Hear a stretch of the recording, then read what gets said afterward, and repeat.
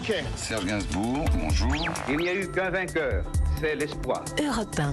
Et à 7h23 sur Europe 1, c'est l'heure du jour où votre plongée quotidienne dans la boîte à souvenirs d'Europe 1. Bonjour Lord d'Autriche. Bonjour Dimitri, bonjour à tous. Le 18 septembre 1981, l'Assemblée nationale vote en faveur de l'abolition de la peine de mort à une très large majorité et contre l'opinion publique du moment. Oui, à l'Assemblée nationale, les 3/4 des députés votent pour l'abolition de la peine de mort après un discours resté célèbre du ministre de la Justice de l'époque, Robert Badinter. Cette justice d'élimination, cette justice d'angoisse et de mort, décidée avec sa marge de hasard, nous la refusons parce qu'elle est pour nous l'anti-justice. Le débat à l'époque fracture la société française pour ou contre la peine de mort. Et à l'Assemblée nationale, les discussions sont houleuses. L'avocat Henri-René Garreau veut que la peine de mort reste possible. Elle est une garantie non seulement pour les victimes qu'elle sécurise, ce qui est quand même important puisqu'on parle de la peur des victimes, de l'insécurité, du sentiment de peur,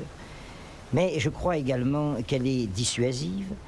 Alors l'abolition de la peine de mort en France en 81, alors, est l'aboutissement d'un débat qui a en fait démarré au XVIIIe siècle, mais qui s'était intensifié dans les années 70. Oui, le procès de Patrick Henry en 1977 en avait été le déclencheur. Il est jugé pour l'assassinat d'un enfant de 7 ans. Il risque la guillotine. L'avocat Robert Badinter accepte de le défendre. Il s'est promis de lui éviter la peine de mort. Pour Europe 1, Frédéric Potcher suivait ce procès en 1977.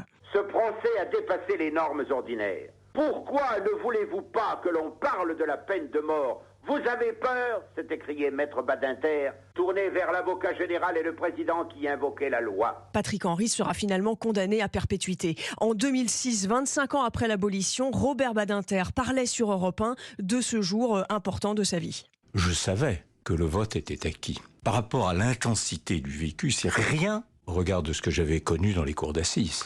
Quand l'avocat général requérait la mort, et souvent à 10 mètres de vous, immédiatement derrière moi, il y avait l'accusé dont on réclamait la tête. Et j'entendais respirer. Et je savais que j'avais, 35, 40 minutes, pas plus, pour arracher cette vie. Ce sont ces procès qui étaient le plus effrayant à vivre, dira à plusieurs reprises Robert Badinter.